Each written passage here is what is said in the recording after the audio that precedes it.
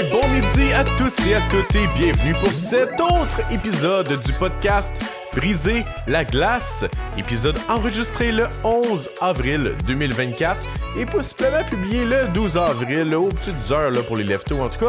Au menu aujourd'hui, je reviens un peu sur mon top 50. Je vous parle du joueur qui passe le plus sous le radar en vue du repêchage 2024. Je vous parle de mes visionnements de Cole Eiserman évidemment après l'enregistrement de mon top 50. On va voir si mon opinion a changé ou non. On effleure également le sujet du championnat des moins de 18 ans qui arrive à grands pas. On parle d'animaux sauvages. Je réponds aux questions du public. Je réponds aussi à la question tant attendue. Les chiffres de Ziv Bouillum dans la NCAA sont-ils boostés parce qu'il joue dans une division plus faible? Puis je réponds aussi à la question, la LHJMQ est-elle sous-estimée lors du repêchage? Épisode chargé, mais je pense qu'on va rentrer ça dans une durée raisonnable. D'abord et avant tout, merci à tous ceux et celles qui ont pris le temps de regarder la vidéo de mon top 50 que j'ai publié sur YouTube. Puis aussi à tous ceux qui ont aussi pris le temps de poser un petit like sur la vidéo ou un petit pouce. Ça aide énormément la vidéo à être vue par d'autres gens et donc à pogner de l'attraction et à faire grossir la chaîne. La vidéo est par ailleurs présentement rendue à plus de 4700 vues, soit bien au-delà de mes attentes. Puis ça, c'est grâce à vous qui avez liké, commenté puis partagé la vidéo. Donc l'algorithme aime ça. Puis je vous remercie sincèrement de tout ça. Je suis content que ça ait pris de l'attraction puis que ça aide le podcast à se faire connaître parce que tu sais j'avais une trentaine de followers avant le début, avant cette vidéo-là. Là, on est rendu à plus de 250, je pense. En tout cas, bref. Parce que c'est ça, j'ai honnêtement mis beaucoup de temps sur cette vidéo-là puis je suis content que les gens l'aient vue. Ça a vraiment pris beaucoup de mon temps en fait dans les dernières semaines, au point que je me suis acheté un air fryer, 3 ans après tout le monde, pour m'aider à souper plus vite parce que je passais toutes mes soirées à éditer cette vidéo-là. En tout cas, bref, si vous avez des recettes, écrivez-moi, je diverge. Un merci particulier à ceux et celles qui m'ont écrit, soit en message privé ou en commentaire sous la vidéo, pour me donner leurs commentaires. Je dirais la plupart des commentaires étaient très positifs, puis ça me fait vraiment plaisir. C'est toujours agréable de recevoir du feedback de votre part, savoir s'il y a des choses que vous aimez ou aimez moins, des choses qui peuvent être améliorées. Puis c'est également toujours le fun de discuter avec vous de vos observations sur ces jeunes hockeyeurs de 17 ans. On va se le dire, c'est un hobby spécial, certes, mais il y a tellement de sujets le fun à discuter parce que tout ça, en fait, c'est sujet à interprétation parce qu'on parle de nos observations et c'est pas tout le temps des affaires tangibles. Donc, ouais, ça laisse place à des belles discussions. Par ailleurs, un salut spécial à Joe Bob, qui est allé de commentaires très bien détaillés et nuancés surtout, au sujet de certains choix sur ma vidéo Top 50, notamment par rapport à Ziv Bouillum, que je classe 4e. Je pense que Joe Bob, là, 3e de ce qu'il me disait, mais la nuance que Joe Bob apporte est au niveau des points que Bouillum a amassés cette saison, questionnant les équipes contre lesquelles ces points ont été amassés, parce que, pour remettre en contexte, Bouillum a eu à peu près la même récolte que Lane Hudson, 2 ans plus jeune.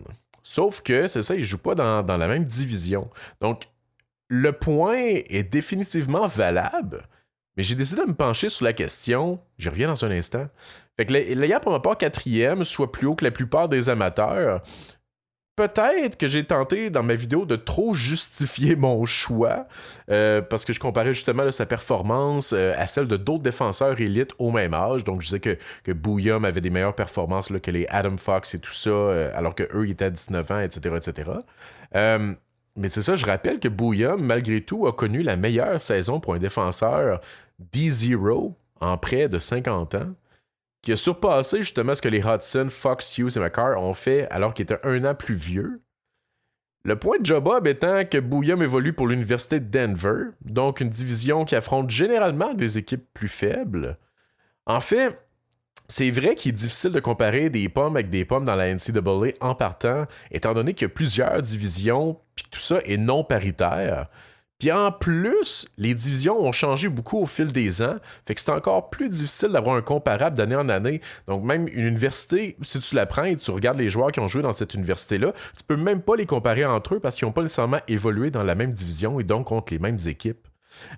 Néanmoins, la division pour laquelle l'université de Denver évolue, soit la NCH, j'hésite de le dire en français ou en anglais, NCHC, on va sticker sur le français pour l'instant, au nombre d'anglicismes que je dis. Bref, l'Université de Denver est possiblement, en fait, la division est possiblement l'une des plus fortes divisions de toute la NCAA, même si les universités qui figurent dans cette division-là, ils n'ont pas nécessairement le glam de d'autres universités comme Boston College, Boston University ou même l'Université du Michigan. Les espoirs de premier plan vont en effet généralement soit pour une équipe du Big Ten ou encore une équipe de la Hockey East, là, donc justement Boston College, Boston University et compagnie. Mais ça empêche pas la NCHC, donc la division de l'Université de Denver, d'être la division qui a remporté le plus de Frozen Four depuis 2016. En fait, il y a 4 équipes différentes de cette division-là qui se sont rendues en finale du Frozen Four durant cette période-là, dont 3 équipes différentes qui en sont sorties vainqueurs. Certes, il y a des équipes plus faibles dans cette division-là que ces équipes-là championnes, mais on peut dire ça de n'importe quelle division, puis je dirais même n'importe quelle division de n'importe quelle ligue, de n'importe quel sport. Et c'est la même chose pour la division de Boston College et Boston University. Il y a des équipes de cul dans cette division-là aussi. Mais c'est ça, il y a, je dirais, environ 4 à 6 équipes très compétitives, année après année, dans la NCHC, la division de Denver University. Fait que c'est pas une division de jambon, même si elle contient pas ou peu de superstars en devenir. En fait, les équipes de cette division-là alignent pas mal le même nombre de joueurs repêchés que les autres grandes équipes, sauf qu'il n'y a pas vraiment de first-rounders là-dedans. C'est beaucoup des équipes aussi qui ont des joueurs plus vieux, fait que c'est ça, c'est difficile. Tu compares, mettons, un first-rounder de 18 ans avec un gars repêchant en 6-7e ronde, mais plus vieux, c'est difficile de comparer, c'est ça, des pommes avec des pommes.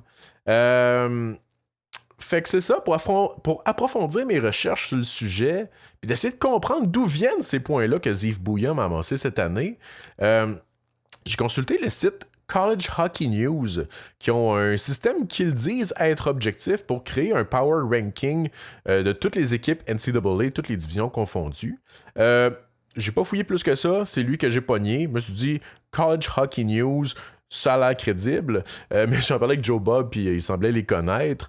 Fait que c'est ça, il y avait, aux dernières nouvelles, dans leur Power Ranking, les équipes suivantes de la NCHC, donc la division de Denver. Il y avait Denver au 3e rang dans tout le pays, North Dakota au 5e rang, Omaha, Nebraska, 11e rang, Colorado College au 15e rang, Western Michigan, 16e rang et Saint Cloud au 18e rang. Il me manque Minnesota Duluth aussi, right? Je pense qu'il y a une autre équipe, en tout cas, bref. Ils sont peut-être 24e. Bref, never mind. Donc, il y a 6 équipes du top 18 au pays qui appartiennent à cette division-là. Puis ça, c'est exactement le même nombre que la division East Hockey de Boston College et Boston University. Puis c'est même une équipe de plus que le Big Ten, qu'on dit aussi que généralement c'est fort. Donc, c'est la division à égalité au premier rang pour le nombre d'équipes dans le top 18. Bon, je pense qu'il tomberait 2e si je mettais top 20. Là, vous voyez que je suis un peu biaisé dans ce que je dis. Mais c'est ça, la division semble néanmoins souvent sous-estimée de la part des personnes comme vous et moi, qu'on suit les matchs de certains espoirs. Donc, on suit, mettons, les espoirs de premier plan. Donc, on va regarder Boston College, Boston University, Michigan. Mais on regarde pas tant cette division-là par manque, justement, d'espoirs de premier plan. Fait qu'on les connaît pas vraiment. Fait que ces équipes-là passent souvent sur le radar, mais sont parmi les meilleures équipes au pays, malgré tout. Donc, utilisant le Power Ranking que je viens de vous parler, j'ai décidé d'isoler la production de Ziv Bouillon.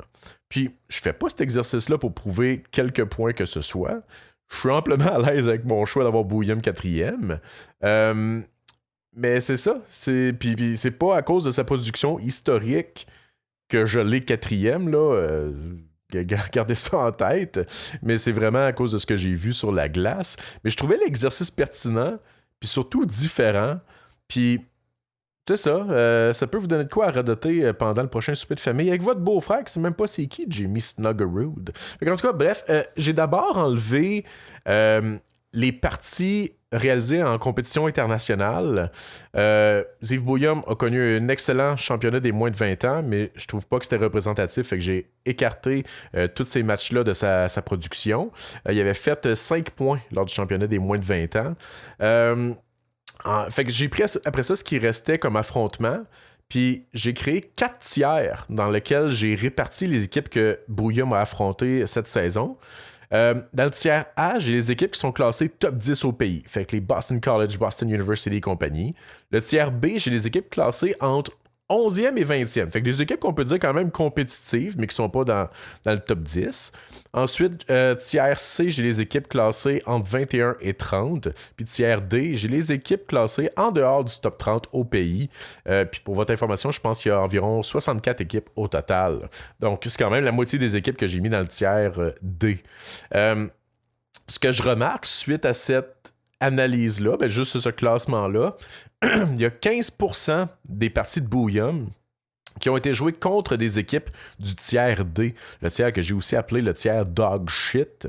Là-dedans, il y a 2 matchs contre Yale, 1 match contre Air Force, 2 matchs contre Miami, etc., etc. Pour une récolte de 7 points en 6 parties. Fait que non, le gros de sa récolte vient pas contre des universités ou des collèges indépendants ou de tiers D.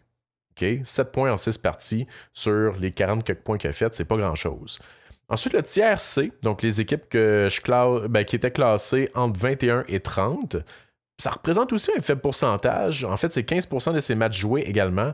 Il y a 5 points qui viennent de ces parties-là. Donc, 4 matchs contre leurs rivaux. Minnesota Duluth, classé 26e. Bon, je l'avais ici. Fait que c'est ça. Fait que si on enlève le tiers C, le tiers D, donc les équipes hors du top 20, on se ramasse quand même avec 70% de ces matchs qui ont été joués contre des équipes top 20 au pays. Puis sur le 70% de ces matchs-là, il y a 76% de sa production de points qui viennent de là. Fait qu'il y a plus qu'un point par match contre des équipes de tiers A et de tiers B. En fait, contre les équipes de tiers A, là-dedans, il y a un match contre Boston College, puis il y a 4 matchs contre North Dakota qui sont 5e au pays. Bouyam, il y a eu 5 points en 5 parties, dont une passe contre Boston College. Dans le tiers B, donc les équipes classées entre 11 et 20, c'est, en fait, je dirais 11 et 18 pour être exact, là, parce qu'il n'a pas affronté les équipes 19-20. Donc, entre 11 et 18, c'est la grande majorité de ces matchs qu'il a joués là. Puis c'est 32 points en 23 parties. Une moyenne de 1,39 points par match. Fait que ça lui fait un total de 37 points en 28 parties contre des équipes classées top 18 au pays. C'est bon pour une moyenne de 1,32 points par match. Fait que mettons qu'on isole juste, c'est ça, ces 37 points-là contre les équipes du top 20, top 18. Ça lui donne exactement la même moyenne de points par match que Lane Hudson cette année, qui est, rappelons-le, 2 ans plus vieux, puis pour qui j'ai pas filtré ses matchs contre des équipes poches. Fait que cette moyenne-là, c'est bon pour le premier rang des 20 dernières années dans la NCAA pour un défenseur de 19 ans et moins.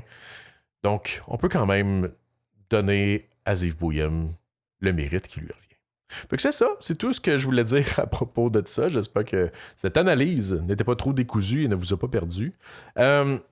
Rapidement, c'est ça, j'ai lancé un appel à tous sur Facebook avant d'enregistrer l'épisode. Je vous ai demandé si vous aviez des questions, donc on va répondre aux questions du public. Je me sens cool de dire ça. D'abord, il y a Francis Marois qui demande « Que s'est-il passé avec Kivi Ariou? Il était considéré un choix top 5 il y a 1 an. Maintenant, on ne parle plus de lui en première ronde. Pourrait-il être un vol potentiel en 2e ronde? On dirait un Brad Lambert en 2022. En fait, Kivi Ariou est possiblement le joueur de qui on parle depuis le plus longtemps dans toute cette cuvée-là. Ça fait vraiment plusieurs années qu'il est sous le radar. La réponse simple, c'est que son dernier match remonte au 30 septembre 2023 en raison d'une opération au genou. Il a joué seulement 7 matchs cette saison. Donc, l'échantillon est incroyablement petit, puis on l'a pas vu jouer vraiment contre des messieurs. Je pense d'ailleurs qu'il a aussi été blessé l'an dernier. Je ne veux pas parler au travers de mon chapeau. Donc, l'historique de blessure commence déjà à s'accumuler dans son cas. Faut aussi remettre en contexte que Kivi Ariou, c'est un défenseur de 5 pieds 10. Donc, certes, c'est un excellent passeur, un joueur créatif, un excellent patineur, mais un défenseur de 5 et 10. Déjà là, en partant, c'est rare de voir des défenseurs de 5 et 10 sortir en première ronde. Là, si tu ajoutes à ça le fait qu'on ne l'a pas vu jouer depuis 1 an, puis qu'il y a une historique de blessures, ça fait beaucoup de facteurs qui ne jouent pas en sa faveur. Donc, aussi bon soit-il ça à la glace de ce qu'on a vu dans les années passées, il n'y a pas un profil si sexy que ça en ce moment. Puis tu sais, on avait des questions en début de saison à son sujet, un peu tu sais comme Yzerman puis tout ça, que oui, on le connaissait, il était bon, mais il y avait quand même des questions par rapport à son jeu d'ensemble. Mais là, on n'a eu aucune réponse. Donc, pourrait-il être un vol, possiblement, si les blessures, ce n'est que en fait, qu'il n'y a pas de raison de s'inquiéter et qu'il va revenir en santé et tout ça et qu'il va corriger les petites questions qu'on avait à son sujet? Oui, il pourrait absolument devenir un vol. Mais bon, on va le savoir dans peut-être 5 ans, le temps justement qu'il continue son développement et traverse en Amérique du Nord. Par ailleurs, il y a Adam Jiricek qui est un peu dans la même situation, défenseur droitier de 6 pieds 2, le fils, oui, le frère de David, qui était vu comme un choix top 10 en début d'année. Il a connu un début de saison épouvantable dans la Ligue pour Monsieur en Tchéquie. Il s'est blessé lors du championnat junior, on l'a pas revu jouer depuis. Fait qu'avec tous les excellents défenseurs qu'il y a dans cette QV, les équipes manquent pas de choix. Puis tu sais, Jiricek, on pourrait le voir sortir dans le top 20, top 15. Il pourrait glisser en dehors de la première ronde aussi parce que c'est pas les choix qui manquent. Ensuite, il y a Kevin Deschaines, pour qui c'est d'ailleurs l'anniversaire aujourd'hui. Bonne fête, Kevin. Qui demande... En fait, il y a 2 questions. La première, depuis que tu as commencé à sortir les vidéos Shift by Shift, quel joueur t'a le plus impressionné en OHL, WHL et LJMQ? En fait, ça va être... C'est plate là, comme réponse, puis... mes méthodes de visionnement, ils n'ont pas vraiment changé depuis que je sors ces vidéos-là shift by shift sur YouTube. C'est juste que maintenant, je clippe les séquences des joueurs que je regarde. C'est la seule différence. En ce sens, c'est important que les gens comprennent que c'est pas parce que je clippe un match de Raoul Boilard que j'écoute la partie au complet. Je regarde généralement juste ces séquences, puis je fast-forward le reste. Puis quand je clippe ou que j'analyse un joueur en particulier, je porte absolument aucune attention aux autres joueurs. Bien souvent, en fait, parce que je veux vraiment porter attention aux habitudes off-puck du joueur que j'analyse. Puis aussi, ce qui rend la question difficile à répondre, c'est que c'est pas la première fois que je vois ces joueurs-là jouer non plus cette saison. Ceci étant dit, le début des vidéos que je publie sur YouTube coïncide avec le début des séries dans la CHL.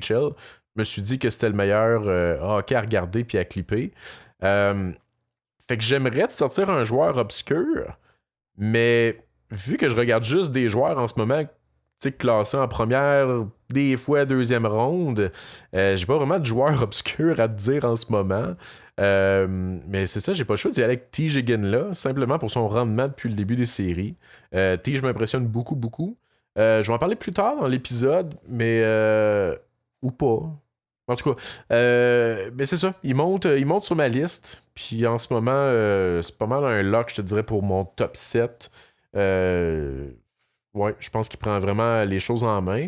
Mais ce que je vais parler plus tard dans l'épisode, c'est 2 autres risers. En fait, un que je vais parler beaucoup, puis l'autre, j'en glisse un petit mot, mais Michael Hage puis Andrew Basha. J'aime beaucoup ce que j'ai vu ces temps-ci. Donc, il monte dans mes listes. Kevin demande également quelles sont mes prédictions en vue du Frozen 4, en fait qui débute au moment d'enregistrer l'épisode. J'ai envie de manquer la première game. Puis qui va être le joueur le plus important du tournoi, puis pourquoi c'est Ryan Leonard? Très bonne question. Mais en fait, poser la question, c'est y répondre, Kevin. Non, en fait, je prends quelques minutes pour parler du Frozen 4, qui, comme je disais, sera débuté au moment où l'épisode sera publié, mais en tout cas, il est évidemment très difficile de miser contre Boston College. C'est vraiment un rouleau compresseur inarrêtable, avec ses 2 lignes à l'attaque qui produisent sans bon sens, puis un gardien capable de voler des matchs en Jacob Fowler. Il n'y a aucune équipe qui peut se dire on shut down absolument ces 2 lignes-là. Peut-être tu peux réussir à shut down une des 2, mais à shut down les 2, c'est quasi impossible. Il affronte Michigan, qui a vraiment une équipe pas piquée des verres non plus, avec Gavin Brindley, Rutger McGrorty, Frank Nazar, Dylan Duke et Seamus Casey. C'est une équipe qui est incroyablement dynamique, Michigan, avec beaucoup de grit. Puis ils ont le potentiel, je crois, d'user un joueur comme Will Smith. Puis, mettons qu'ils réussissent à désarmer Will Smith, ben, tu viens de couper beaucoup d'alimentation en pointe pour Boston College. Sauf qu'il te reste encore, comme je disais, l'autre trio. Le point d'interrogation de Boston College, c'est leur défense. C'est une équipe qui est très, très, très axée sur l'attaque. Fait que l'acharnement des attaquants de Michigan en échec avant pourrait aussi, je crois, user la défense de Boston College. Et c'est là que ça pourrait ouvrir une porte. Si jamais Fowler accorde quelques mauvais buts, puis que le gardien de Michigan tient le fort, puis que Michigan offre surtout pas d'avantage numérique à Boston College, je pense que Michigan ont des chances de causer une surprise puis de les battre. Ça fait certes beaucoup de si, mais je pense que Michigan, c'est une machine à but qu'on sous-estime parce que la plupart de leurs joueurs sont déjà repêchés, des joueurs D+1, D+2, mais beaucoup de D+2 en fait. Fait qu'on les suit peut-être un peu moins, mais c'est une équipe avec beaucoup d'expérience, beaucoup de punch à l'attaque aussi, puis comme je disais, beaucoup de grit.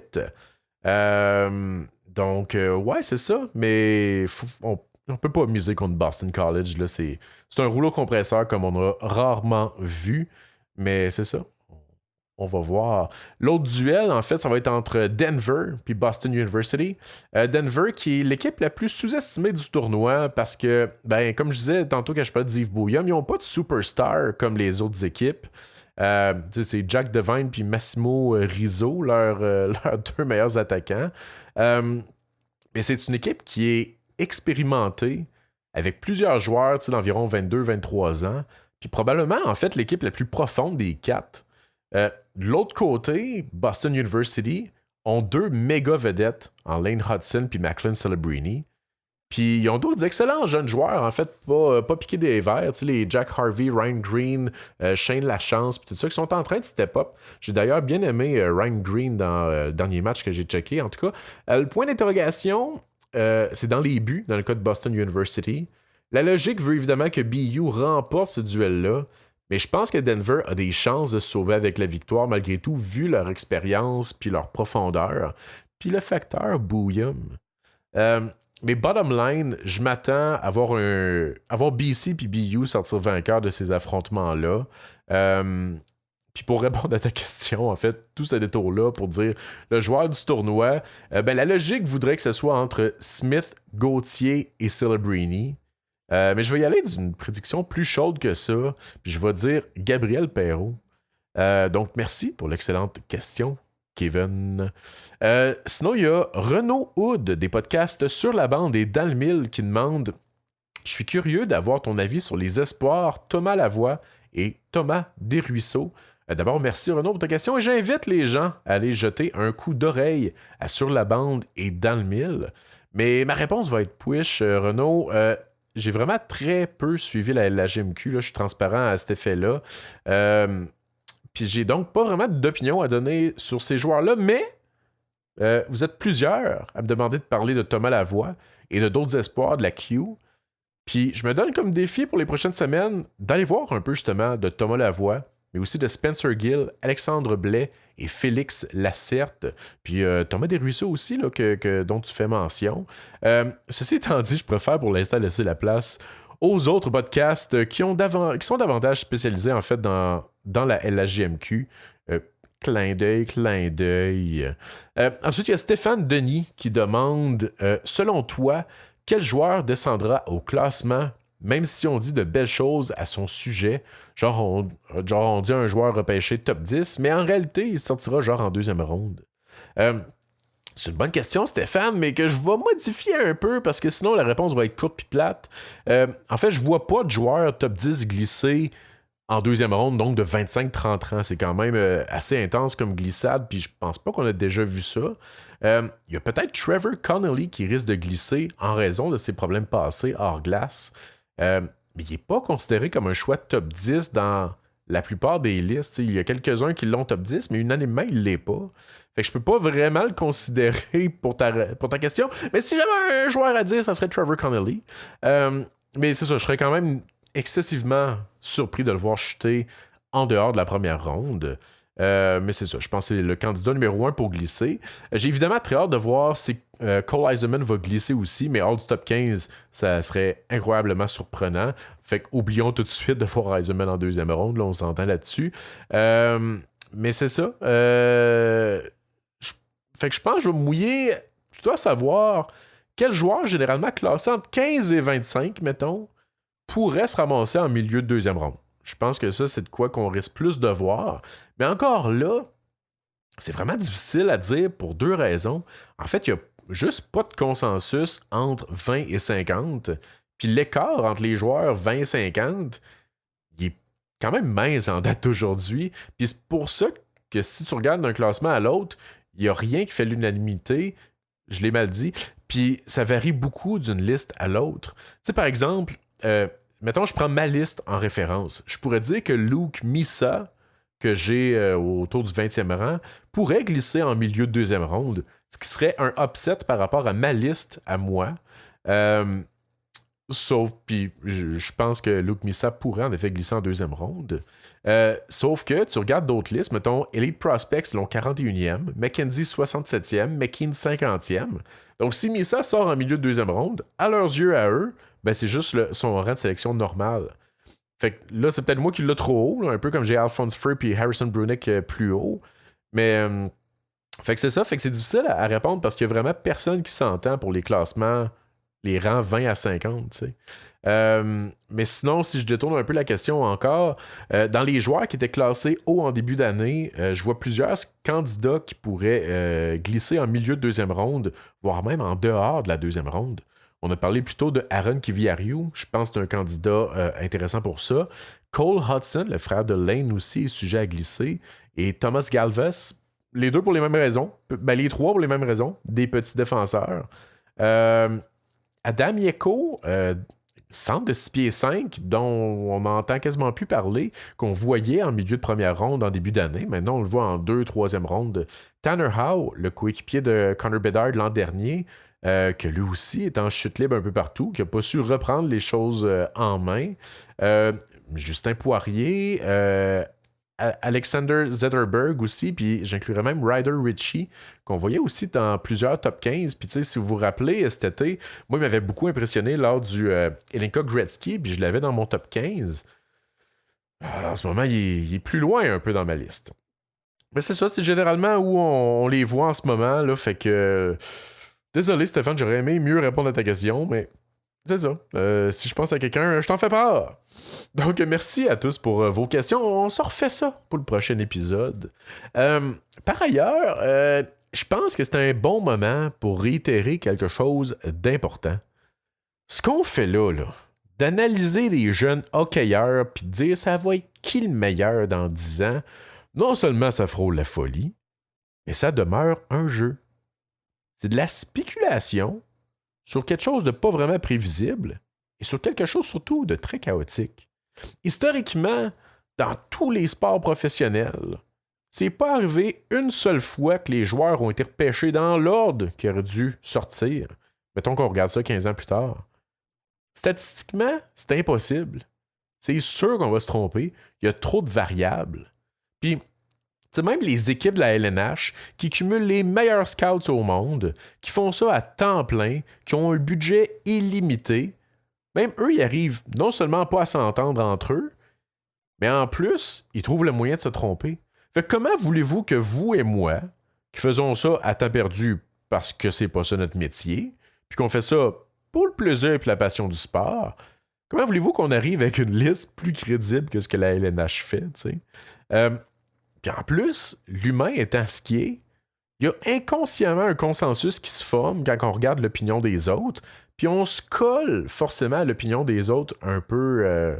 c'est ça. Fait que quand je faisais ma liste, il a fallu que j'ajuste quelques anomalies pour pas trop détonner de ce dit consensus. Genre, pas trop baisser Eisenman. Genre, pas le faire dropper en dehors du top 15. Il a vraiment fallu que je crosse ma liste, t'sais, parce que sinon, il aurait été genre 18. Là. Ou à l'inverse, il a fallu que je me force pour pas mettre Alphonse Frey, Harrison Brunick puis Dominic Bedinka trop haut, parce que je les ai en haute estime.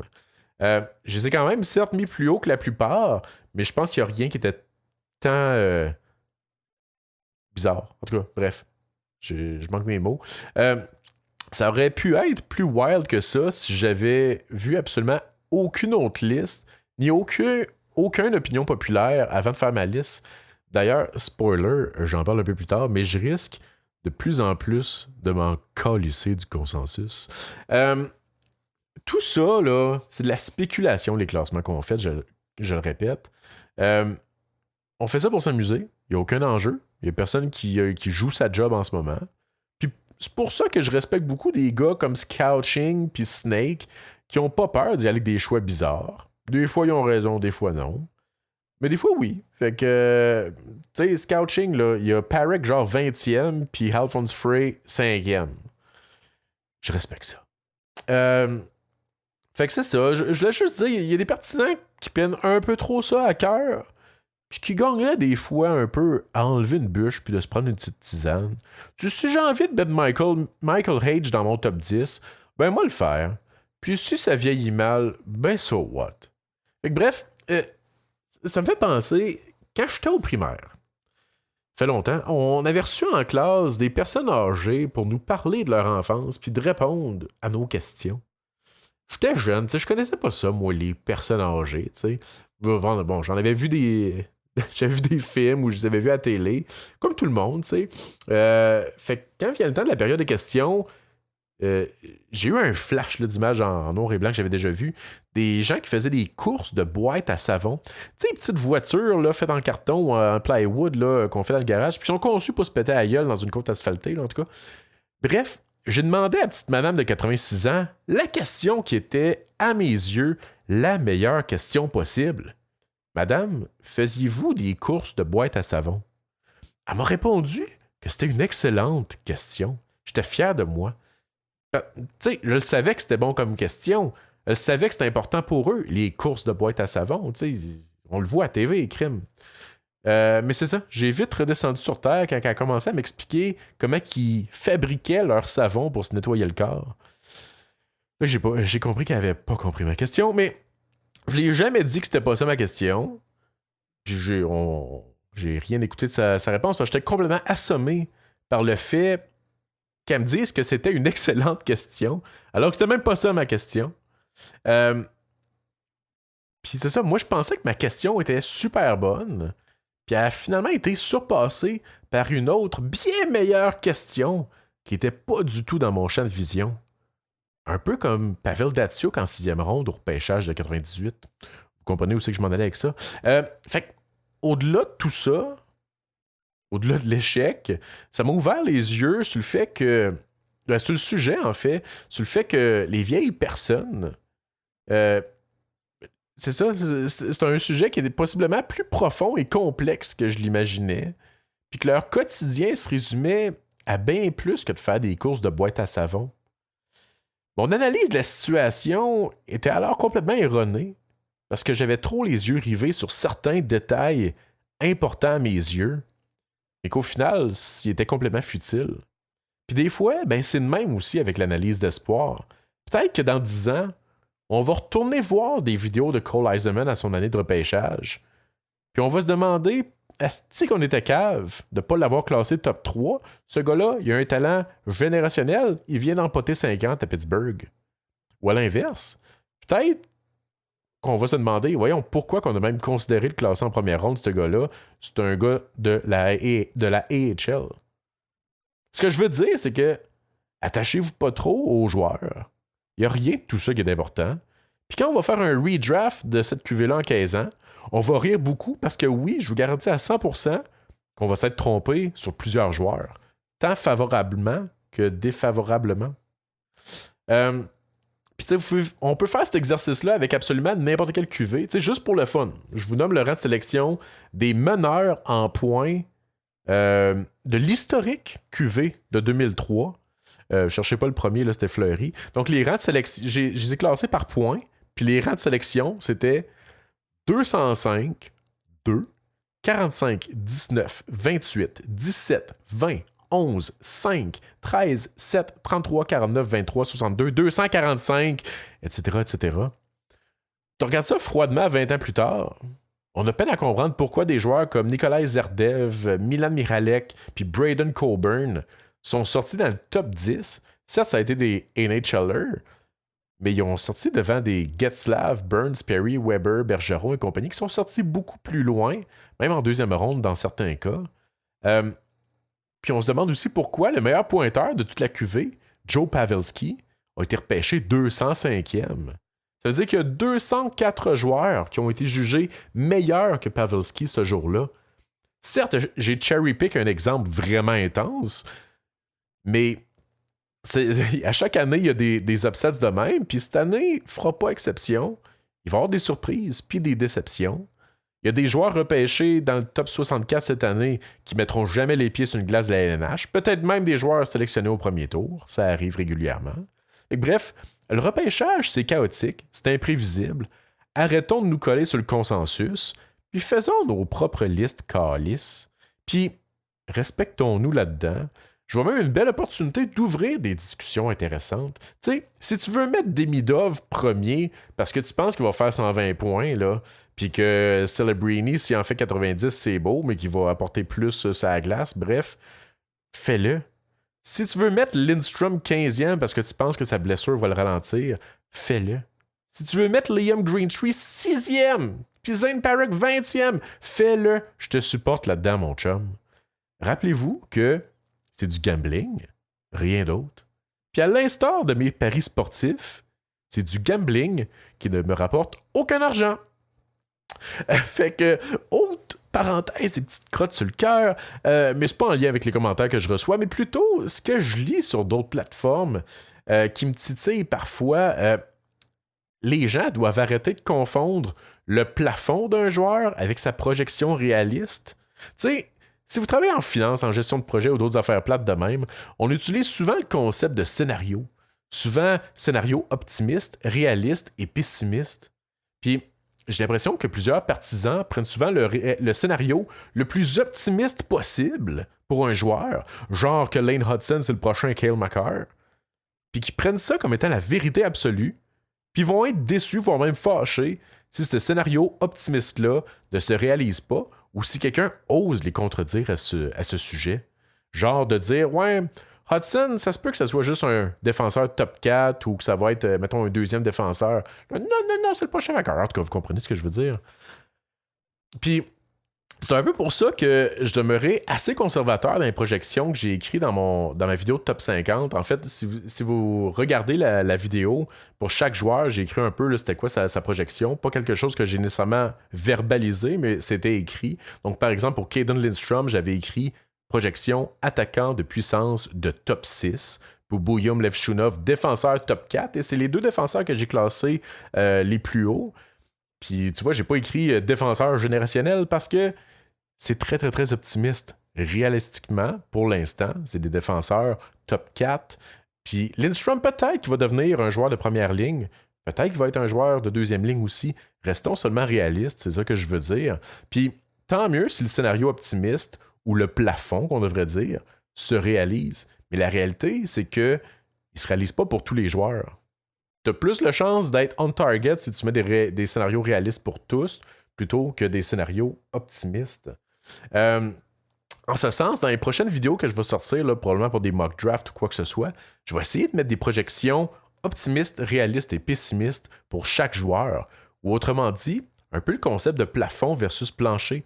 Parce que l'écart entre le plafond et le plancher d'un joueur, on peut aussi le voir comme un risque. Puis il ne faut pas oublier qu'on n'a pas tous la même tolérance au risque et que c'est un facteur important dans la sélection d'un joueur.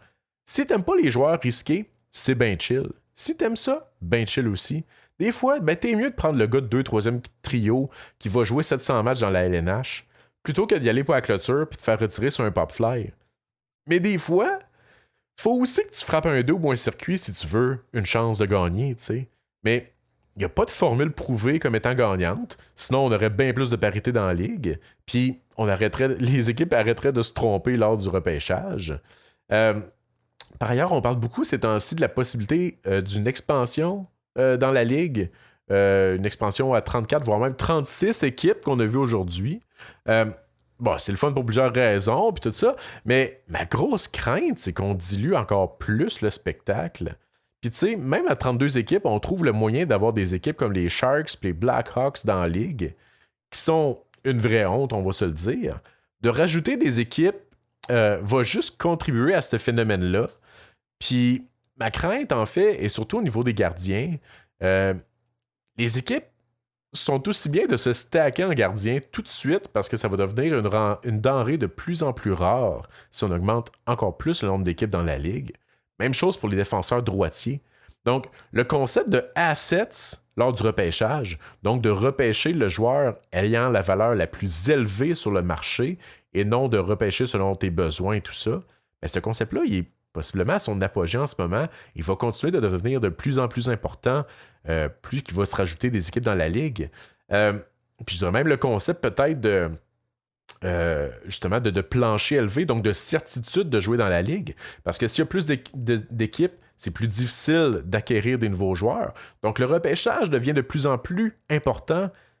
Puis tu veux donc pas manquer ton coup. Donc le plancher va devenir, je crois, de plus en plus important.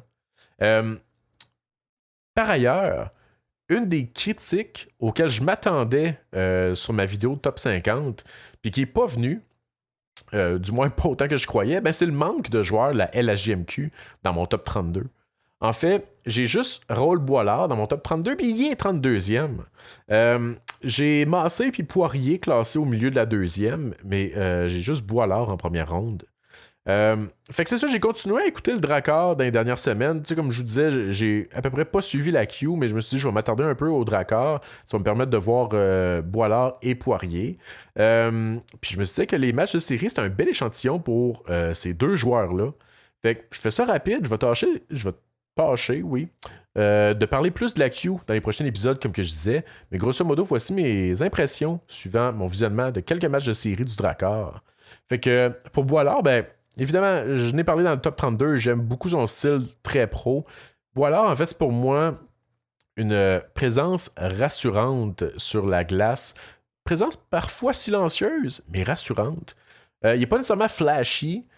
J'aimerais peut-être le voir plus intense parfois, mais je trouve qu'il fait bien les petits détails, il joue safe, il fait les bonnes passes, il protège bien la rondelle. Il me semble bon au centre des mises en jeu, même si je ne suis pas un expert en la matière. C'est pas le plus robuste, mais il est suffisamment solide puis tout ça.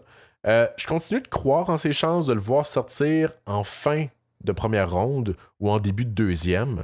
Mais sa sélection ne sera pas en raison de son plafond, mais plutôt en raison de son plancher relativement élevé. Je trouve que ses outils sont très transposables à la LNH dans un rôle shutdown de bottom six. C'est plus difficile pour lui de s'exprimer offensivement cette année, compte tenu qu'il a passé pratiquement toute la saison au centre du troisième trio. Mais c'est ça. Moi, personnellement, j'ai bien aimé ce que j'ai vu de lui. Des beaux flashs offensifs également. Puis je pense qu'il pourrait grandement éclore la saison prochaine. Au niveau de Poirier, ben, on le sait, c'est un buteur exceptionnel. Il fait 5 et 8, si on est généreux. Sa dégaine est rapide, son tir il est précis puis pesant. On le rappelle, j'ai mué. Il est devenu le premier joueur de 17 ans à marquer 50 buts dans la queue depuis Crosby, ni plus ni moins. Certes, il joue dans une équipe excessivement puissante, mais son lancer est parmi les bons du repêchage. Je ne le mets pas au même niveau que Yzerman, mais je pense que Poirier a un lancer top 10 dans la QV. Toutefois, contrairement à Yzerman, j'aime mieux le jeu d'ensemble de Poirier. Il y a plusieurs faiblesses quand même, notamment au niveau de son implication inconstante, je dirais, puis de son jeu défensif. Mais Poirier, c'est un passeur sous-estimé. J'ai trouvé quand même des beaux flashs de créativité dans son cas. Même si, bon, quand il reçoit la rondelle, sa meilleure option, c'est souvent de lancer. J'ai vu quelques flashs où il a su décelé une meilleure opportunité que de lancer, puis où il a remis la rondelle à un coéquipier. Même que quelques séquences, il décide de transporter lui-même la rondelle, il effectue un petit mohawk, il scanne, prend une décision et tout ça. Yzerman, il fait jamais ça. C'est le genre de jeu patient que j'aime bien, puis qui est plus rare venant d'un joueur que l'on dit unidimensionnel. En fait, je pense que cette étiquette-là d'unidimensionnalité est utilisée à tort dans le cas de Poirier. Certes, il tire beaucoup, il marque beaucoup de buts, mais c'est son arme numéro 1. Mais si l'arme numéro 1 ne fonctionne pas, il est capable de faire autre chose. Il est aussi, pour moi, plus imprévisible qu'Yzerman. Il peut marquer de n'importe où, littéralement. Il n'hésite pas à transporter la rondelle non plus, ce que j'ai apprécié. Malgré son 5 pieds 8 ou 5 et 7, là, il est très fort quand même, très solide sur ses patins, puis il s'implique physiquement aussi. Évidemment, c'est pas un allié de puissance pour autant, comprenez-moi bien, mais c'est un bon patineur aussi. Fait que bref, pourquoi est-il absent d'à peu près tous les top 32 alors que je ne fais que le vanter? Bien évidemment, son gabarit joue pour beaucoup. En fait, c'est probablement la raison principale, mais tu sais, Caulfield, il est pourtant sorti 15e au total, puis on se rappelle qu'il était même vu pour sortir plus tôt que ça. Fait que ça explique pas tout à fait ça. L'exemple aussi qui revient souvent, c'est celui d'Alex DeBrincat, qui avait terminé au 2e rang des buteurs de toute la OHL à son année de repêchage avec 51 buts. Puis, non, c'était l'année avant son repêchage, puis il l'a également fait lors de son année de repêchage. Fait que bref, 2 années de 51 buts back-to-back pour DeBrincat avant son repêchage. Il est néanmoins sorti au 39e rang. Je rappelle que ce choix-là, 39e rang, appartenait au CH. Mais bon, on a eu Andrew Shaw. En tout cas, puis aussi, j'en avais parlé dans un autre épisode, mais DeBrincat, il est, avec Ovechkin et Stamkos, un des 3 seuls joueurs à avoir enregistré une saison de 40 buts et 100 plaqués, et ce depuis 2005, soit la même année où Subway a arrêté de proposer le poulet grillé dans la sauce. Bref, faut pas fermer la porte à ce que Poirier connaisse un parcours similaire à DeBrincat. La comparaison stylistique entre Poirier et DeBrincat colle bien aussi. Je dirais même plus que celle avec Poirier et Caulfield. L'autre raison que je vois pour laquelle Poirier est en dehors de la première ronde dans la majorité des classements, c'est que la LHJMQ continue d'être sous-estimée, voire même boudée par les équipes de la LNH. Puis, est-ce qu'on peut vraiment leur en vouloir? T'sais? En fait, bon, je pense que le hockey au Québec est malade. Puis, je parle pas de la LHJMQ nécessairement, mais du développement de nos jeunes en général. Je pense que le problème est bien plus profond. En fait, le Québec n'a jamais été aussi sous-représenté dans la LNH. Puis, des joueurs de la Q continuent d'être repêchés par la LNH, mais pour les Québécois, c'est un peu plus difficile. T'sais, en fait, dans les années récentes, on a vu Dubois et Lafrenière être repêchés haut, mais on peut pas dire qu'ils remplissent pleinement les attentes en ce moment. Quoique la fille est en train d'éclore, mais ça, c'est un autre sujet. Mettons qu'on classe les derniers repêchages par meneur de points. Mettons qu'on prend 2014. Le premier joueur de la GMQ, en fait, dans le classement des marqueurs, se trouve au 7e rang. Mais c'est pas un Québécois, c'est Nicolas Hillers. Je pense qu'il n'y a aucun Québécois dans le top 50 des meilleurs pointeurs de cette QV-là. Déjà là, c'est alarmant. 2015, le premier joueur de la Q dans les pointeurs est au 10e rang. Encore là, Timo Meier. Le premier Québécois, toutefois, on le trouve au 19e rang, Thomas Chabot. 2016, on retrouve Pierre-Luc Dubois au 7e rang des pointeurs. Il a été repêché 3e. Je pense qu'on peut s'entendre sur le fait qu'ils ne remplissent pas les attentes à 100%. En 2017, bon, belle cuvée quand même avec les Ischier et Batterson, qui sont respectivement 2e et 9e meilleurs pointeurs de la cuvée. Mais au niveau des Québécois, le meilleur Québécois est au 21e rang. Et c'est Maxime Comtois, je ne suis pas convaincu qu'il faut continuer de grimper les échelons.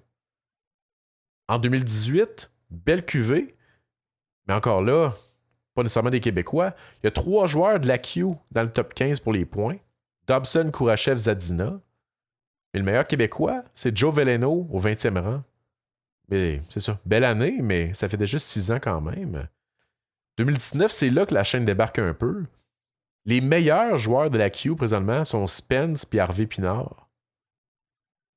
2020, évidemment, Alexis est sorti premier. Il est au 3e rang des meilleurs pointeurs de la QV. Mais si c'était à refaire, ce repêchage-là, malheureusement, je pense pas que Lafrenière sortirait premier. Sinon, il y a Dawson Mercer au 5e rang, mais après ça, c'est pas mal vide pour la Q. 2021, il est trop tôt pour juger. Et le premier joueur de la Q qui avait été repêché, c'était au 17e rang. Donc déjà là, on voyait que ça reculait de plus en plus. 2022, c'est 22e rang le premier joueur de la Q, c'est Nathan Gaucher. Puis je pense qu'il y avait juste un autre joueur de la Q sorti en première ronde, Maverick Lamoureux. 2023, la catastrophe. Aucun joueur de la Q repêché en première ronde. Malheureusement, 2024, 100 lignes pour connaître le même sort. Fait que, on peut comprendre qu'il y a eu des années plus difficiles, puis que les quelques déceptions récentes ont peut-être terni l'image de la Ligue aux yeux des recruteurs.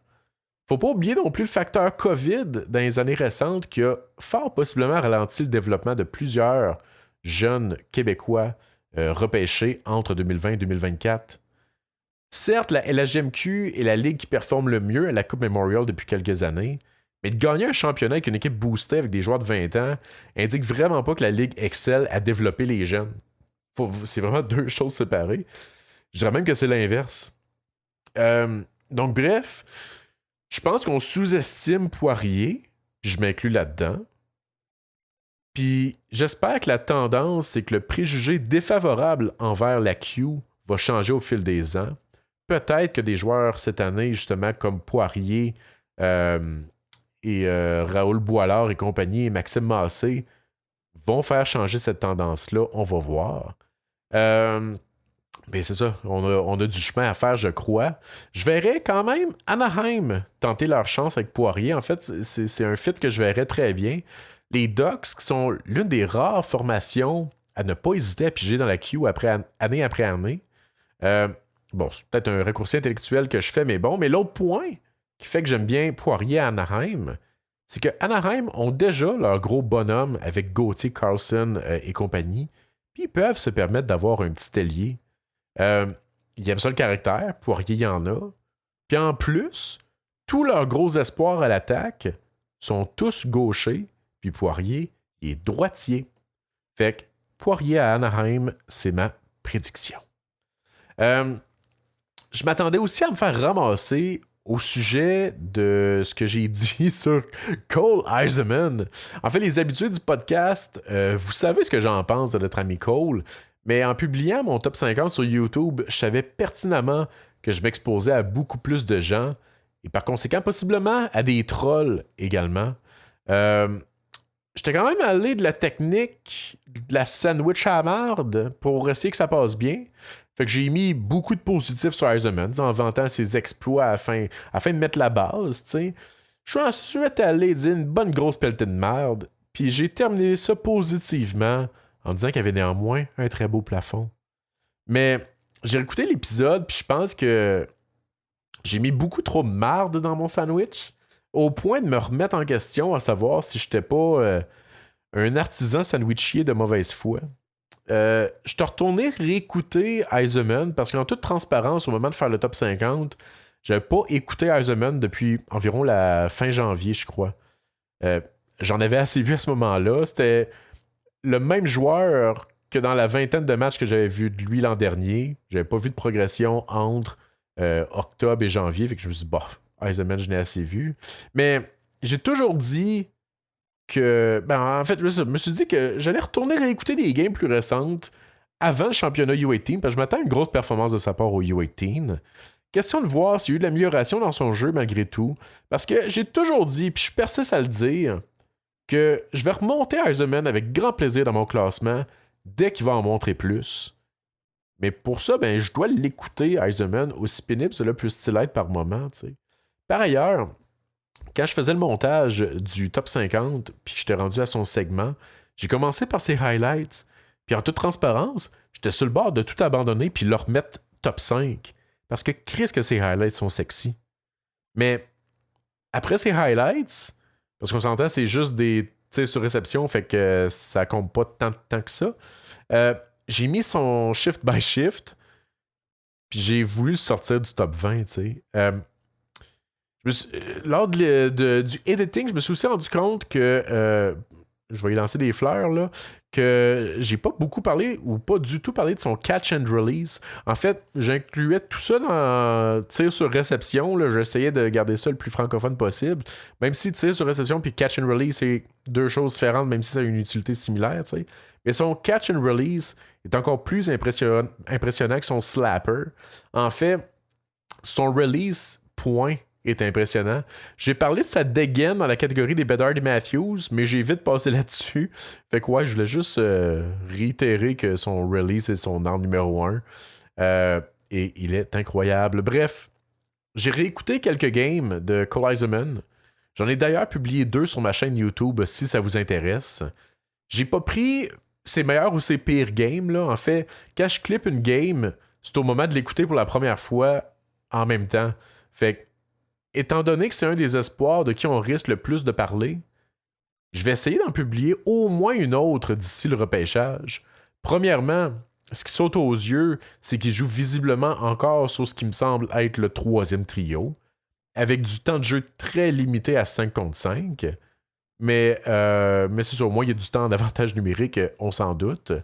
Dès le début d'une des games que j'ai écoutées, je pense que c'était genre son 2e ou 3e chiffre, on le voit là, allumer les brûleurs, avoir de l'intensité dans son jeu, essayer de la physicalité. Et ça dure juste quelques secondes avant de remanquer de jus. J'apprécie ces flashs d'effort-là, mais il y a de l'inconstance.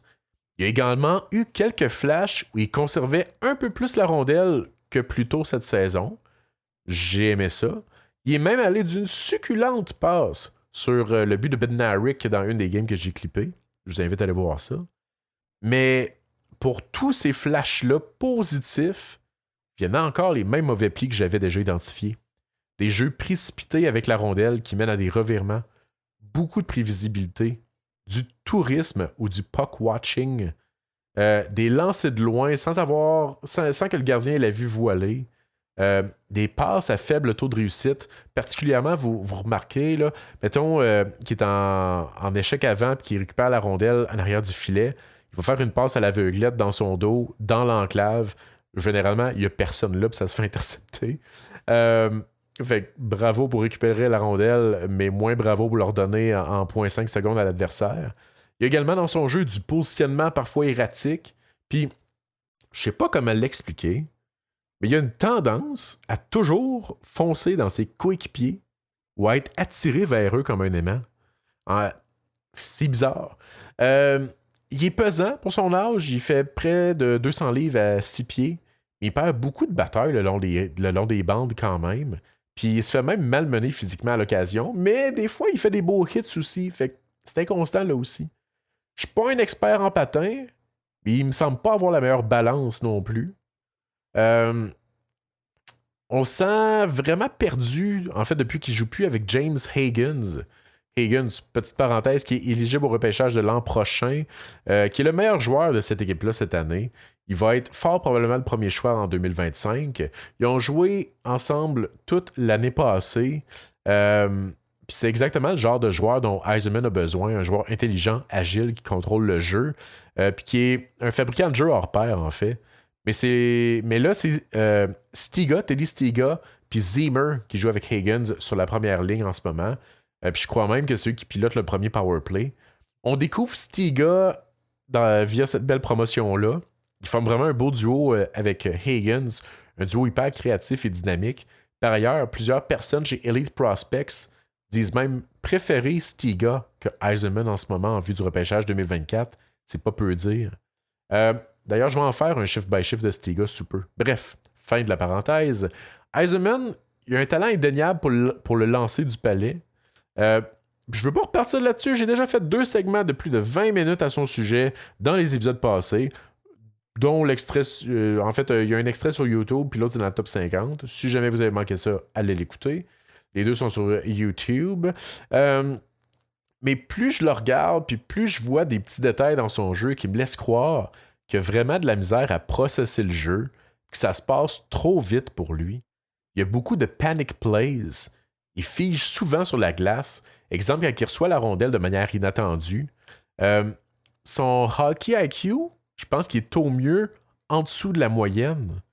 Je dirais même qu'il est parfois là à nono sur la glace. Je trouve qu'il est aussi souvent très tunnel vision. Il scanne pas suffisamment la glace, il comprend pas trop ce qui se passe à côté ou en arrière de lui. C'est là que ça devient difficile de le classer. Est-ce qu'on le classe devant ou après des joueurs au plancher élevé mais au plafond plus bas? Par exemple, des joueurs avec un bon gabarit puis un bon hockey IQ, avec un quelconque upside offensif qui projette bien dans un rôle de middle six avec une certaine certitude, mais qui n'ont pas le plafond d'Yzerman parce qu'ils n'ont pas les mêmes outils que lui. On le classe où là-dedans, tu sais? Je suspecte aussi, dans le cas d'Yzerman, peut-être un manque de conditionnement, ce qui pourrait expliquer son inconstance au niveau de son intensité. Il est très, très, très intense, parfois. Même là, c'est inconstant. Parfois, il est intense au début de ses shifts, puis ça se calme assez vite. On le voit souvent commencer des séquences dans le tapis, surtout en début de game. Là. On dirait qu'il est bien intentionné en début de game, mais ça se calme. C'est le genre de choses qui se corrige assez bien, je pense, si c'est vraiment ça le problème. Puis si c'est juste ça le problème, ben ça pourrait le changer comme joueur, complètement. Évidemment, ça ne changera rien au fait qu'il n'y a pas un hockey sense élite, que c'est pas nécessairement un dangler exceptionnel non plus. Mais s'il peut augmenter son engagement, augmenter sa force physique sans nécessairement devenir un attaquant de puissance, améliorer son patin, apprendre à passer un peu plus ou à mieux choisir ses lancers, puis juste arrêter de défendre comme un esti de pee-wee, bref, toutes des affaires que je pense qui sont corrigeables, ben Cole Yzerman pourrait devenir un très bon joueur de hockey. Mais ça fait beaucoup de si. Son utilisation aussi, je trouve qu'elle est bizarre. Puis, c'est peut-être pas bon pour sa confiance en ce moment, ce qui fait qu'il montre peu de progression. Moins de temps de glace, moins avec des bons joueurs aussi. Mais tu sais, je regardais aussi Zane Parekh cette semaine puis la semaine passée. Puis Parekh était pratiquement tout le temps sur la glace lorsqu'il y avait une mise en jeu en zone offensive. Puis c'est pas le cas pour Yzerman. J'ai même vu des mises en jeu où c'était Stiga qui était en position pour décocher un tir rapide lors d'une mise en jeu en zone offensive. Dans une des parties que j'ai mis sur YouTube, il y a même une mise en jeu où ils ont envoyé Yzerman en zone offensive, mais c'est parce qu'il restait 3 secondes à la période. Mais c'est à peu près une des seules mises en jeu en zone offensive qu'il a pris, à part en powerplay. C'est comme si on ne faisait pas confiance pour jouer à 5 contre 5, du moins dans un match serré. Peut-être que son coach essaie justement de le mettre dans d'autres situations que juste dans des situations hyper favorables où il peut scorer. Fait que ça devient de plus en plus difficile de l'évaluer parce qu'il joue pas dans un contexte... il joue dans un contexte de moins en moins favorable, je devrais dire, avec du temps de jeu limité. Mais en même temps, si c'était un choix top 5 dans cette cuvée-là, il devrait prendre des choses en main. Il devrait être en mesure de passer d'être un third liner unidimensionnel dans une ligue junior à devenir un first liner. Tu sais, Higgins, il est 1 an plus jeune, puis il réalise déjà cet exploit-là. Il a pris les choses en main. Il a pris l'équipe en main, en fait. Puis, tu sais, je dis que Yzerman joue dans un contexte défavorable. Il joue quand même pour une super bonne équipe, là, le programme de développement américain. Puis en ce moment, il joue avec Bednarik, puis Plante, puis il a joué avec Humphreys aussi. Tous des joueurs qui devraient sortir en 2e ronde, peut-être 3e ronde. On peut pas dire ça de la plupart des espoirs dans le repêchage. Il est vraiment dans des bonnes conditions malgré tout. Fait que présentement, je le vois comme un excellent shooter de puck dans une ruelle et non comme un joueur de hockey. C'est une nuance intéressante. Mais si ce déclic-là se fait puis qu'il se met à jouer au hockey, il va être dangereux en Saint-Sapin. Fait que bref, j'ai plus de questions que de réponses dans le cas d'Yzerman, puis je cherche encore des raisons pour le faire monter dans mes listes. Mais j'ai peine à en trouver, contrairement à des joueurs comme Andrew Basha, Carter Yakimchuk ou Michael Hage, qui montent dans ma liste plus je regarde des parties 2. Puis je me répète, c'est pas de la mauvaise intention, je suis terriblement triste de tout ça, parce que j'aimais beaucoup Yzerman l'an dernier. Je l'avais à égalité avec Celebrini au premier rang en début de saison. Présentement, il livre pas la marchandise. Sinon, je vous ai dit que j'aimais beaucoup ce que je voyais de Michael Hage. Puis j'allais vous parler d'un espoir sous-estimé qui passe sous le radar. Non! 1+1 font 2. On va en parler de Michael Hage. En fait, Hage, c'est un joueur que j'aime bien, puis que j'aime de plus en plus, qui est à mon humble avis, comme je disais, possiblement le joueur le plus sous-estimé de la QV. Puis, je dirais même que son jeu ne fait que progresser dans les derniers mois. En fait, on rappelle que Hage a été blessé l'an dernier, ne jouant que 13 parties. Il paraît qu'il a même débuté cette saison-ci, pas à 100%, puis qu'il commençait à peine à trouver sa game, en fait, depuis janvier, qu'il dit être à 100%. J'en parlais dans mon épisode top 50. C'est un joueur que, sans cette blessure-là, on verrait sans doute dans la plupart des top 15, possiblement même dans certains top 10. Puis, moi, vous dire un secret, j'ai regardé 4 de ses games récentes. En fait, je pense que c'était ses 3 dernières games, puis une game du milieu février, quand il a commencé à se mettre en marche.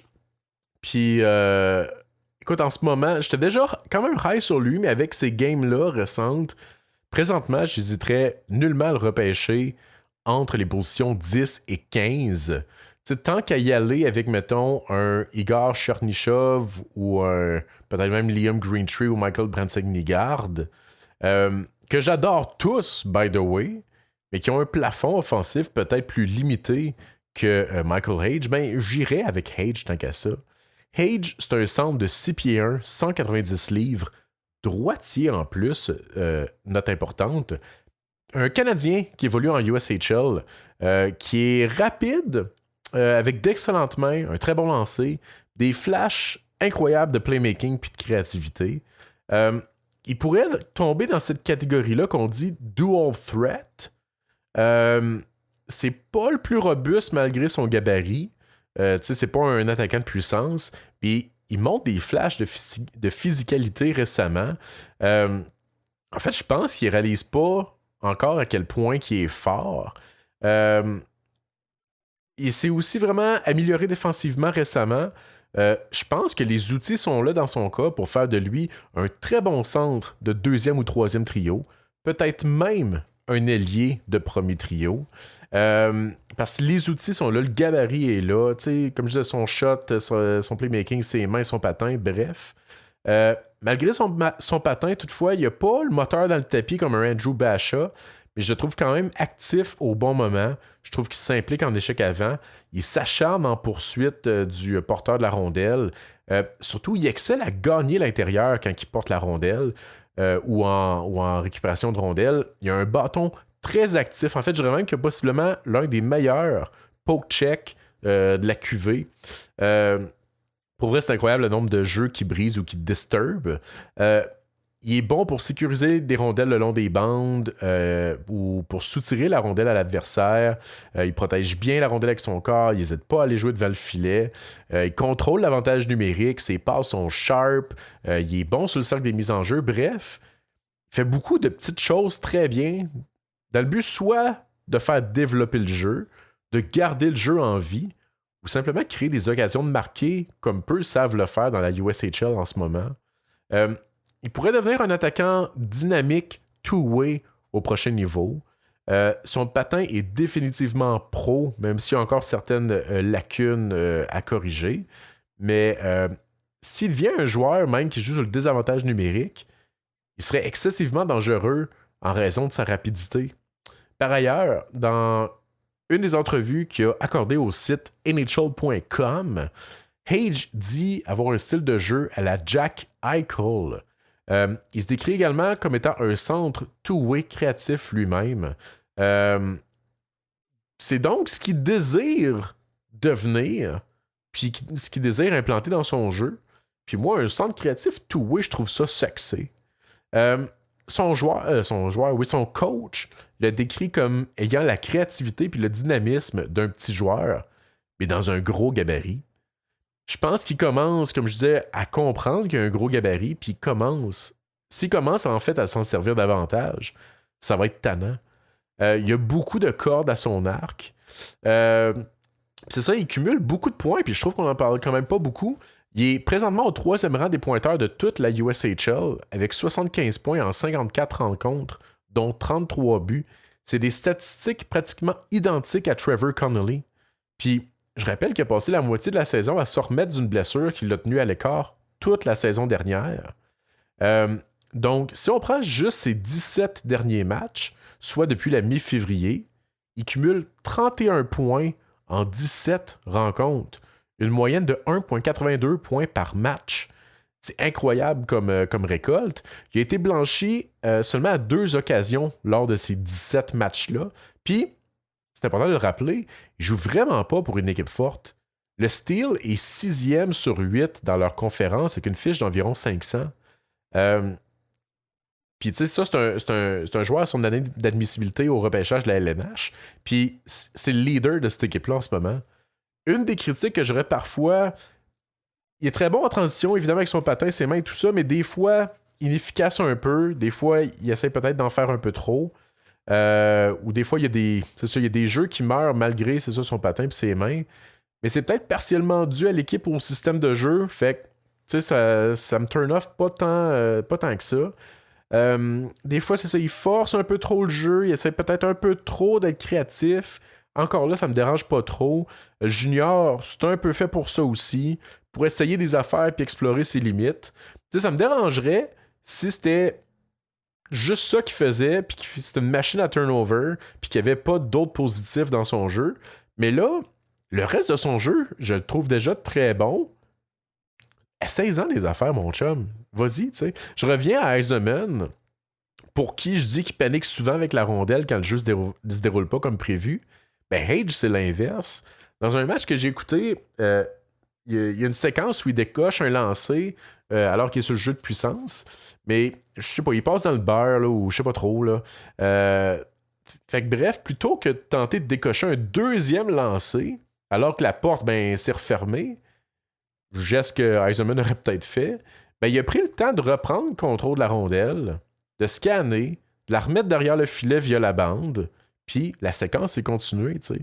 Je dis pas qu'il est parfait, qu'il fait jamais d'erreur, mais son decision making, parfois, je le trouve très bon. Évidemment, il y a encore des lacunes à corriger, mais c'est pour ça qu'il est pas classé top 10 dans aucune liste, tu sais. Mais bref, honnêtement, si j'avais à sortir un nouveau classement cette semaine, il serait possiblement 11e ou 12e. Puis attendez-vous à le voir percer les top 20 prochainement. Son jeu depuis le mois de mars a vraiment été bon. Puis on a même déjà commencé à voir les Corey Pronman et compagnie le vanter davantage. Puis tu sais, bon, certes, ça serait un gros jump si je le montais à 11e ou 12e. Mais je veux juste, c'est ça que vous prenez connaissance aussi que mon top 50, là, ça fait 3, peut-être quasiment 4 semaines que je l'ai fait. En fait, je l'ai publié 24 mars, mais ça faisait déjà une semaine que je travaillais dessus. Fait que ouais, ça fait 3 semaines là, qu'il est fait. Fait que oui, ça se peut qu'il y ait déjà des affaires qui changent. Fait que c'est ça. Puis Michael Hage, ben, c'est pas un gars qui est sorti de nulle part non plus. En fait, on en entend moins parler à cause de sa blessure. Puis on l'a pas vu du tout l'an dernier. Puis également du fait qu'il évolue en USHL plutôt qu'en CHL. C'est un Canadien, je le rappelle. Mais il était pressenti, en fait, pour être un choix top 5 au repêchage de la CHL il y a quelques années. Quand l'Université du Michigan a annoncé que Hage s'était commis pour aller jouer avec eux, et ce, le 1er décembre 2022, qui ont fait cette annonce-là, ils le décrivaient comme une star, déjà en décembre 2022. Là. Bon, évidemment, comme je disais, on ne l'a pas vu jouer par la suite, mais c'est ça. J'ai publié 2 vidéos shift by shift de Michael Hage sur ma chaîne YouTube dans les dernières semaines. Si ça vous intéresse, je vous invite à aller voir ça. Donc, un des matchs contre les Fighting Saints, qui sont la 2e meilleure équipe de toute la USHL. Puis, c'est un match même qui avait des allures de séries éliminatoires. Puis Hage, ben, il a montré qu'il était capable de jouer dans ce genre d'intensité. Fait que c'est ça, match à haute intensité contre une des meilleures équipes, voire la meilleure équipe de la ligue. Puis il a su tirer son épingle du jeu. Par ailleurs, peut-on prendre 2 minutes pour apprécier le nom de son coéquipier avec le Steel de Chicago? Thor Bufflin. C'est genre le neveu ou le petit cousin de Dustin, en tout cas. Mais Thor Batesh. Puis aussi, ce qui est mêlant avec le Steel, c'est que Michael Hage joue souvent avec Michael Higgins, le frère de James Higgins dont je parlais plus tôt. Parenthèse, Michael Higgins, c'est un overager qui devrait être repêché cette année. Il a vraiment montré de belles choses cette saison avec le Steel. Petit défenseur, certes, mais que j'ai bien apprécié. Fait que bref, ça explique aussi pourquoi il y a des gens, dont je ne nommerai pas, qui savent pas si on doit dire Michael Hage ou Michael Haig. Je pense qu'ils confusent Michael Hage et Michael Higgins. C'est pas le même gars. Également, par rapport à mon top 50, petite correction que j'aimerais apporter. Bon, évidemment, le top 50, il y a des coquilles, là, on s'entend. Là, j'ai enregistré ça one shot, puis bon, il y a des affaires que je voulais pas dire, puis que j'ai dit, ou que ça n'a pas sorti comme que je voulais, mais en tout cas, mais il y a une affaire qui m'empêche encore de dormir, c'est quand j'ai dit que Carter Yakemchuk avait un excellent patin. Petite phrase qui a peut-être passé dans le beurre pour plusieurs, mais qui résonne encore dans ma tête. En fait, Yakemchuk a un excellent patin en termes de mobilité puis d'agilité, je dirais, mais sa vitesse est vraiment pas adéquate. Fait que c'est bon, maintenant c'est dit, j'ai nuancé le tout, je peux slacker sa mélatonine puis recommencer à m'endormir le soir. Shout-out spécial cette semaine à Frédéric Galland et les boys de Street Scout qui ont un podcast sur le scouting que je vous invite à aller voir. Vers la fin de l'épisode 7, Fred réalise une entrevue avec Beckett Seneca. Je mentionnais durant mon top 50 que Seneca a grandi de 4 pouces dans la dernière année, passant de 5 et 10 à 6 pieds 2. Puis Fred réalise une entrevue avec Beckett Seneca lors de cet épisode-là. Je vous invite à aller écouter le tout. Durant cette entrevue-là, Seneca mentionne entre autres que ça a été difficile d'ajouter de la masse avec une telle croissance rapide, mais qu'il s'attend à pouvoir pogner le 200, il me semble qu'il dit 205, 210 livres, puis il pense même atteindre, encore gagner un pouce ou deux. Fait qu'il fait quand même déjà 6 pieds 2, 188 livres selon Elite Prospects. Là, fait qu'il se ramasse à 6 pieds 3, 210 livres. Ça va être tannant. Il dit également comparer son style à Philip Forsberg. Fait que bref, c'est un espoir que j'avais identifié comme étant une cible potentielle pour le CH avec le choix des Jets. Même si je m'attends à le voir sortir probablement plus tôt que ça lors de la journée du repêchage. Mais à suivre. Et chapeau à Fred Galland et à sa gang chez Street Scout pour avoir réalisé cette entrevue. Sinon, c'est ça, j'ai écouté quelques matchs également des Knights de London dans la OHL pour voir Sam Dickinson évoluer en série. Puis j'ai bien aimé, c'est ça, son jeu d'ensemble. Il y a déjà un jeu, je trouve, assez pro pour un joueur de 17 ans. Certains critiquent son manque de progression cette année. Bon, je suis un peu d'accord, mais la production était là, le jeu défensif est là, mais j'ai l'impression qu'il joue pour gagner, puis pas pour monter son rang de sélection. Puis ça, j'aime ça. Il n'a pas été flashy en série, mais il fait des screens, il fait d'excellentes récupérations de rondelles, il y a des beaux flashs de longue relance, mais c'est ça, il cause aussi des revirements, quelques crampes au cerveau, quelques mauvaises incursions solitaires. Il a quand même, je trouve, été un stud défensivement, du moins dans les quelques matchs que j'ai regardés. Puis je trouve qu'il n'a pas eu la chance de se faire valoir offensivement tant que ça. Mais en même temps, les fois qu'il tentait d'appuyer l'attaque sans la rondelle, ben souvent il recevait la rondelle, mais d'un patin, puis le jeu mourait là. Fait qu'est-ce qu'on peut vraiment le blâmer? Il a essayé, mais le jeu a avorté, pas à cause de lui. C'est entre autres arrivé 3-4 fois là, dans le match, il me semble que c'était le match numéro 2 contre Flint que j'ai mis sur ma chaîne YouTube, là, je crois. Bref. Il joue robuste, du gros hockey de série, je trouve, des cross-checks dans le filet pis tout. Il m'a donné des vrais airs de défenseur numéro 2 et avec des flashs même offensifs, bien que parfois timides. Je le classe présentement 4e défenseur, puis genre 7e overall, mais c'est le genre de joueur que je n'hésiterais pas à repêcher top 5, malgré peut-être le plafond offensif plus limité que d'autres, parce que je continue de croire en sa projectabilité dans la LNH. D'ailleurs, je vais prochainement commencer à sortir des mock drafts.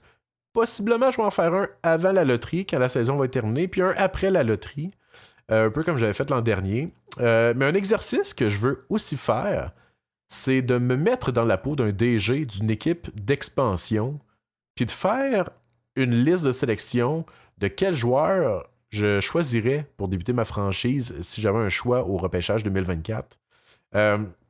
Fait que je vais refaire une liste, un classement, mais suivant cette optique. Donc, ça va donner des résultats différents de mon top 50. Puis je vais également utiliser une méthode fort différente pour la faire. Je vous spoil le tout de suite. En fait, je vais rentrer les noms de, disons, mes 20 joueurs préférés dans un logiciel.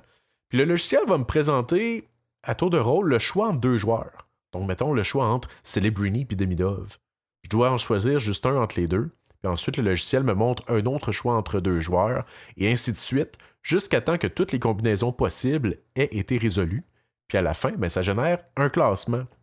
Fait que c'est là que les préférences personnelles ressortent. Puis j'ai hâte de voir à quel point ça va être différent de mon autre liste. Liste, parce que, ben, évidemment, c'est ça. Mes préférences personnelles vont davantage teinter cette liste, mais aussi le contexte dans lequel je me mets, au sens où je suis un DG qui débute une franchise. Ça risque d'influencer les choix également. J'ai hâte de voir à quel point le facteur risque va jouer dans la balance. Puis, tu sais, le but du jeu aussi, c'est de sélectionner le plus vite possible, tu sais, puis pas trop réfléchir. Fait que bref, j'ai hâte de voir ça.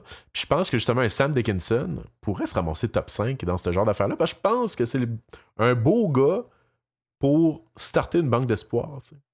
Bref. Par ailleurs, ben, j'en ai déjà glissé un mot, oui et non en tout cas, mais j'ai retravaillé sur mon système d'évaluation pour le rendre un peu plus granulaire et précis. Ce qui explique aussi pourquoi j'ai certains joueurs qui risquent de bouger lors de mon prochain classement. Iginla risque de monter 6e ou 7e.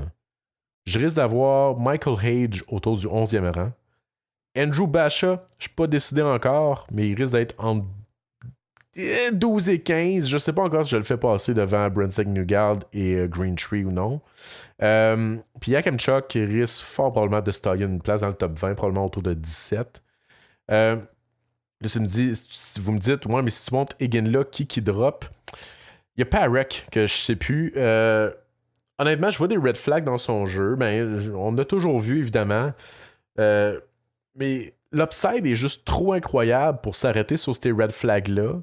Je le garde haut dans mon classement juste par crainte qu'il devienne le prochain Erik Karlsson. Mais en toute transparence, je l'aime pas tant que ça.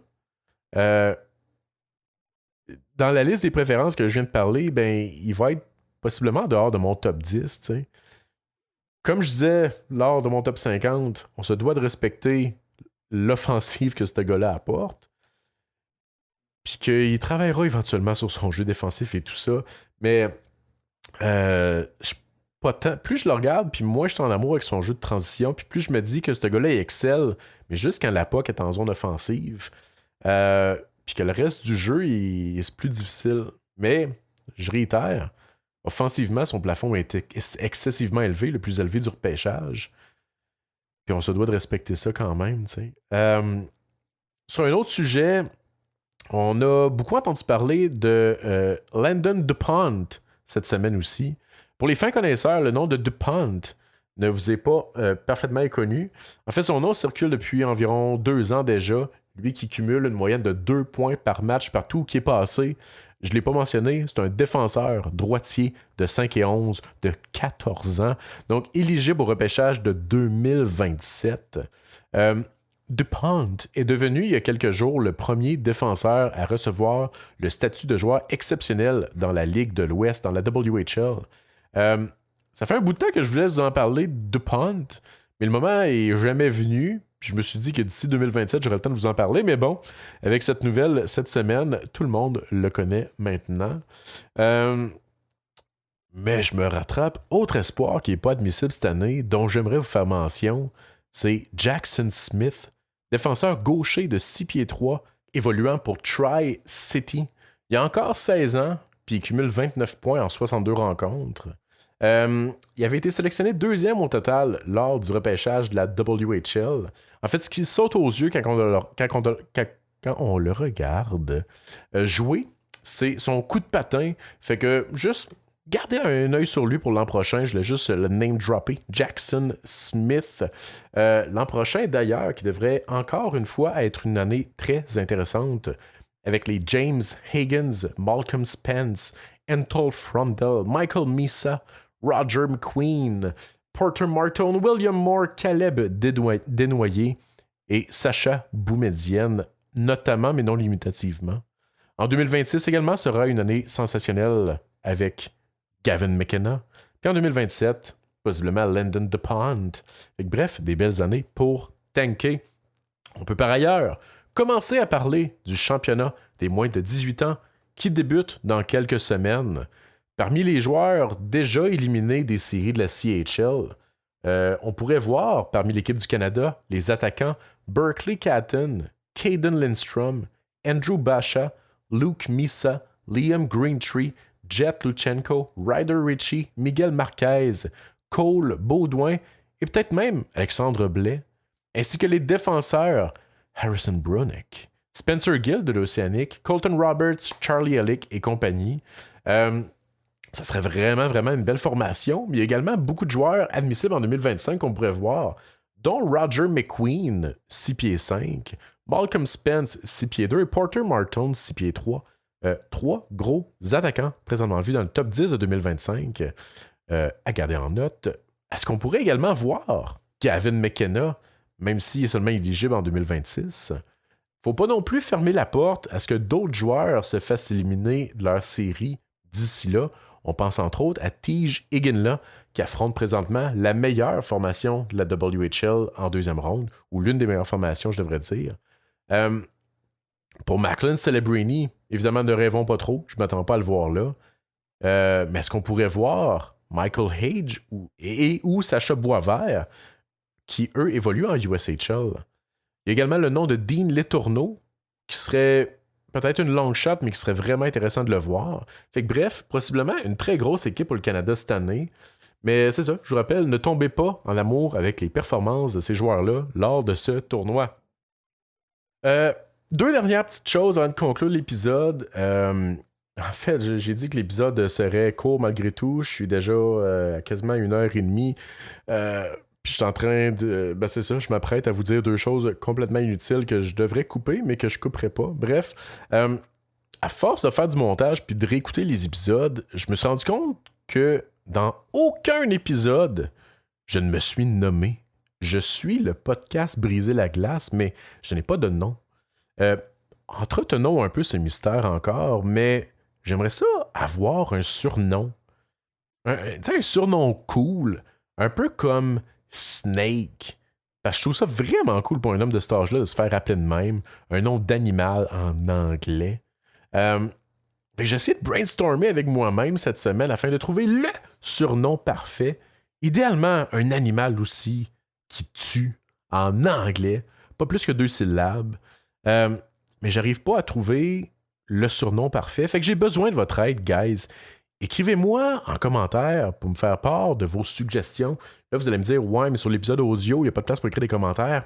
Allez sur YouTube, n'importe quelle vidéo, puis faites juste écrire en caps lock le nom que vous voulez que je prenne. Fait que ça peut être raton laveur, n'importe quoi. Fait que voici mon processus créatif là, jusqu'à présent. En fait, ma première idée, c'était The Bear. Je trouvais que ça sonne, tu sais. J'ai un ami homosexuel qui m'a fait comprendre que ça sera pas possible. Après, je me suis dit, faut que je me tienne loin du cliché de l'oiseau qui mange un serpent. Tu sais, je n'ai que d'admiration pour Snake, là, fait que je veux pas que ça soit mal pris.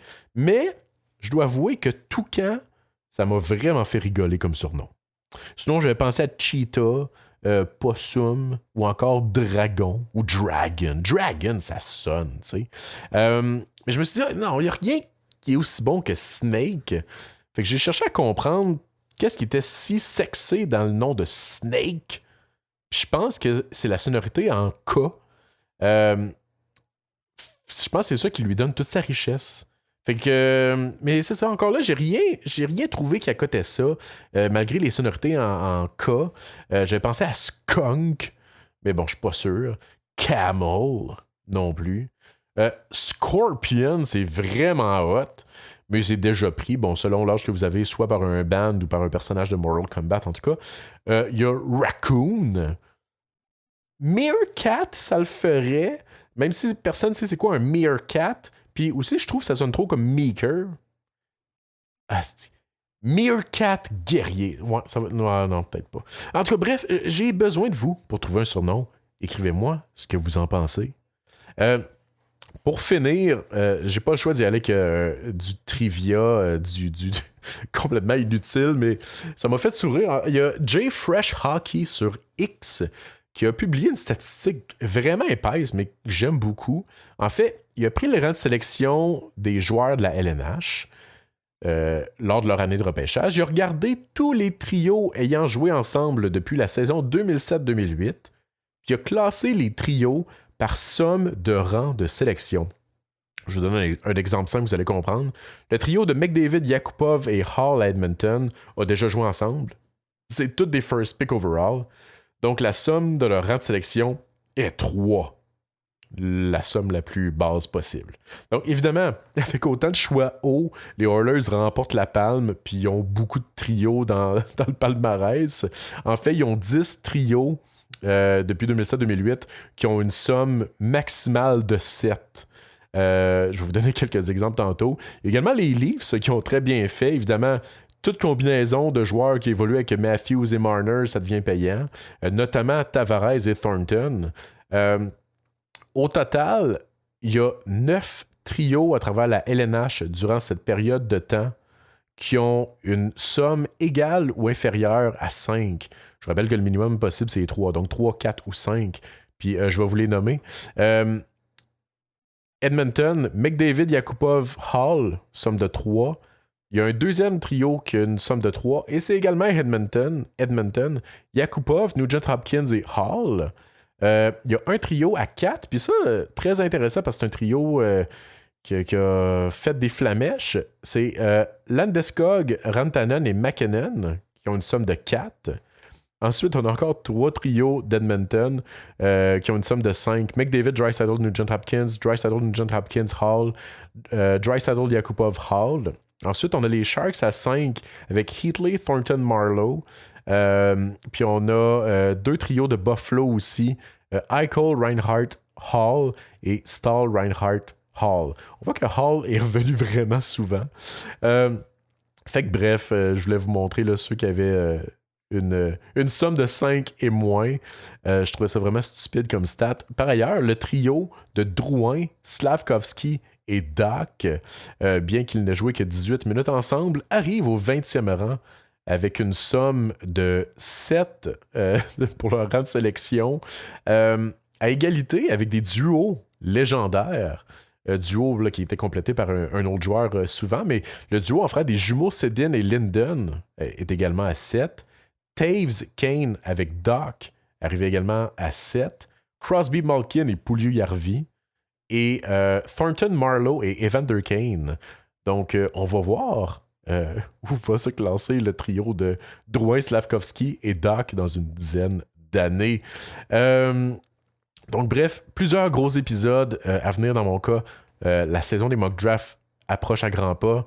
Je vais également sortir un épisode où je compare les QV 2022, 2023 et 2024 afin de voir Reinbacher et Slavkovski se classeraient où cette année? Parce que c'est une question qui revient souvent.